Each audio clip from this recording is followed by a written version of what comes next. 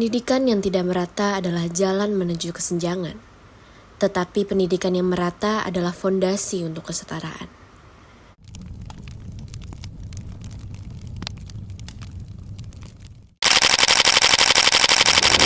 Pendidikan merupakan proses yang membentuk individu untuk memperoleh pengetahuan, keterampilan, nilai-nilai dan pemahaman yang mendalam tentang dunia di sekitarnya. Pendidikan memainkan peran penting dalam membentuk karakter, memupuk kreativitas, dan mempersiapkan individu untuk sukses dalam menjalani kehidupan. Setiap individu di dunia memiliki hak untuk mendapatkan pendidikan yang berkualitas. Hak ini merupakan bagian tak terpisahkan dari hak asasi manusia yang memastikan mereka memiliki akses yang sama dan kesempatan untuk berkembang sesuai dengan potensi mereka. Menurut data Badan Pusat Statistik, bahwa saat ini kejadian putus sekolah masih mewarnai proses pendidikan di Indonesia.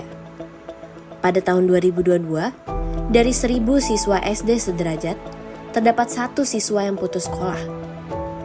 Angka ini semakin tinggi seiring dengan semakin tingginya jenjang pendidikan. Pada jenjang SM sederajat, terdapat 13 dari 1.000 siswa yang putus sekolah. Tantangan lain adalah tingginya angka anak tidak sekolah.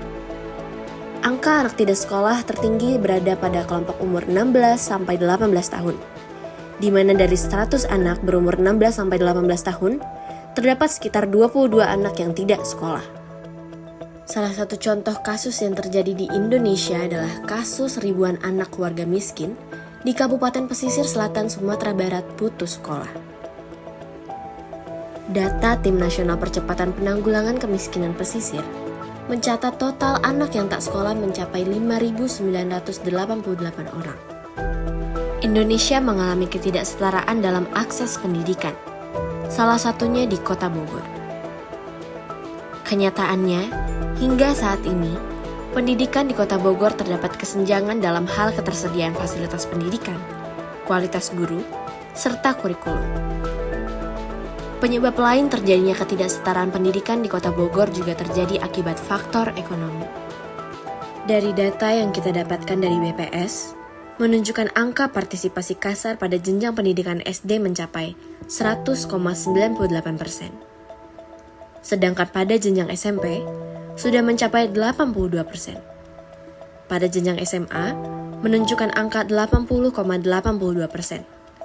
Sedangkan pada jenjang perguruan tinggi, hanya mencapai 35,08%.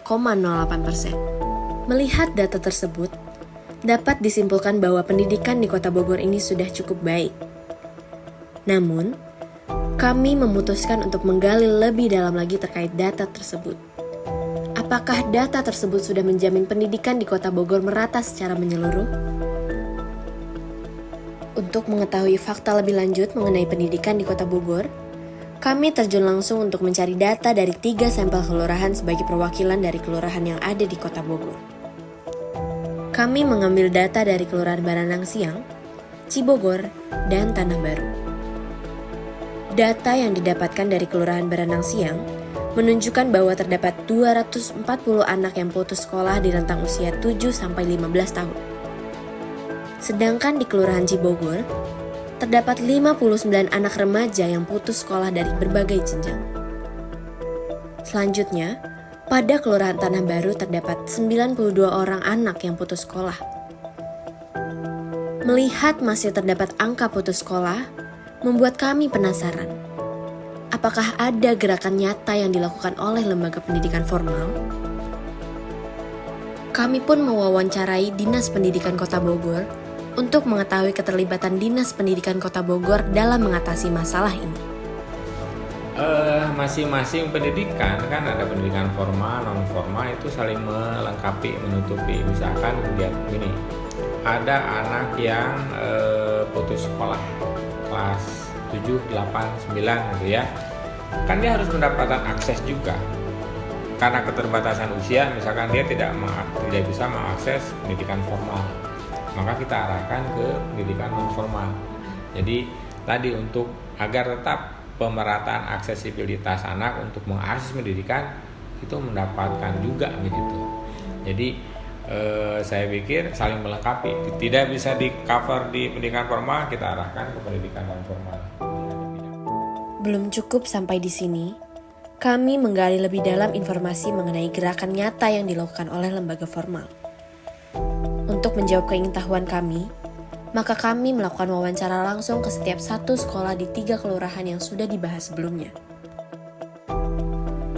Di Kelurahan Baranang Siang, kami melakukan wawancara bersama pihak sekolah SD Negeri Cihelet 2. Dari wawancara tersebut, didapatkan bahwa terdapat program homeschooling yang membantu anak yang kurang mampu baik dalam segi perekonomian maupun kesehatan. Kemudian kami melanjutkan perjalanan kami ke Kelurahan Cibogor. Kami melakukan wawancara dengan pihak SD Negeri Dewi Sartika II. Tidak hanya sekolah negeri, kami pun melakukan wawancara ke salah satu sekolah swasta yang ada di Kelurahan Tanah Baru. Untuk membantu anak-anak untuk sekolah seperti beasiswa atau yang lainnya. Untuk membantu anak-anak sekolah, anak-anak yang bukan, maksudnya dari luar sekolah Bogor Raya tentunya ya. Yang kalau di SBR itu kita banyak program sebetulnya, dan itu bisa dilihat sebagai bentuk bantuan atau bentuk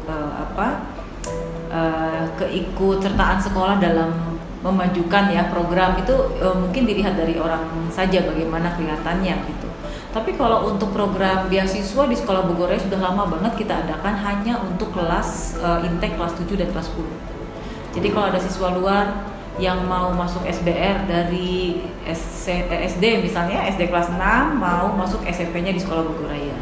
Nah, kita ada tuh program beasiswa ya. Lalu yang saya bilang program yang lain-lain itu misalnya seperti ini.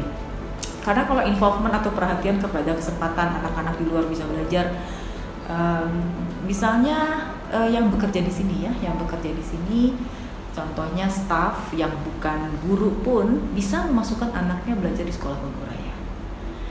Caranya gimana? Ada tes, contohnya IELTS yang harus diikuti, interview dengan HRD yang harus diikuti, line of service dia di sini berapa lama dia sudah bekerja di sekolah Bogor Raya. Nah itu yang menjadi indikator penilaiannya, dia bisa nggak anaknya mendapatkan subsidi gitu ya dari sekolah. Bentuk lain yang bisa kita berikan kepada masyarakat khususnya peserta usia ini ya, usia sekolah di luar sekolah Bogor Raya. Contohnya kami itu ada kegiatan mobil pintar. Mobil pintar itu isinya banyak buku-buku cerita yang bisa dibaca oleh kalangan non SBR atau bukan belajar di sekolah Bogor Raya. Mobilnya keluar, lalu ada klub ya, klub siswa yang namanya mobil pintar. Ya anak-anak ini bergantian membacakan cerita. Jadi anak-anak yang dari luar sekolah pun bisa belajar bahasa Inggris, bisa baca buku cerita yang mungkin bagus-bagus ya, macam-macam, ada yang bahasa Indonesia juga buku ceritanya lewat mobil pintar itu gitu. Beralih ke jenjang pendidikan perguruan tinggi. Berdasarkan data yang didapat dari BPS Kota Bogor, perguruan tinggi memiliki persentase angka partisipasi kasar paling rendah dibanding jenjang pendidikan lainnya, yaitu sebesar 35,08%.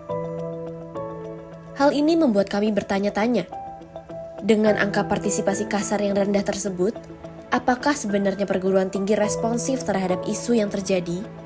Dari hasil survei yang sudah kami jalani, kami menemukan titik terang dari segala pertanyaan yang kami tanyakan. Lembaga pendidikan formal hingga saat ini tetap berusaha dan responsif terhadap isu pendidikan yang ada di Kota Bogor. Lembaga-lembaga ini memberikan kesempatan untuk menempuh pendidikan bagi setiap individu melalui program yang mereka berikan.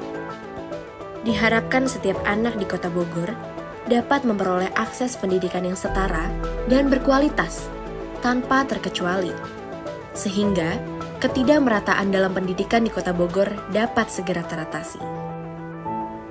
Kami berharap di masa depan, setiap anak akan memiliki kesempatan yang setara dalam meraih impian mereka. Akses pendidikan yang merata bukanlah hanya sebuah hak, melainkan sebuah kebutuhan untuk mewujudkan masyarakat yang lebih adil dan sejahtera.